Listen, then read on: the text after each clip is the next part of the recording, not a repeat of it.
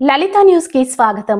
భారతదేశ సంక్షేమం కోసం మోకాళ్లపై గూడెం సత్యనారాయణ స్వామి ఆలయం మెట్లు ఎక్కిన ముగ్గురు స్నేహితులు తమ వంతుగా భారత జవాన్ల సంక్షేమం కోసం వారు ఎల్లవేళలా క్షేమంగా ఉండాలని ప్రార్థిస్తూ తెలంగాణలో మరో అన్నవరం అయినటువంటి దండేపల్లి మండలం గూడెం శ్రీ రమ సహిత సత్యనారాయణ స్వామి మెట్లను మోకాళ్లపై ఎక్కి ఆపరేషన్ సింధూర్ విజయవంతం చేసినందుకు దేవుణ్ణి ప్రార్థిస్తూ ఆ ముగ్గురు మిత్రులు తమ మొక్కును నెరవేర్చుకున్నారు.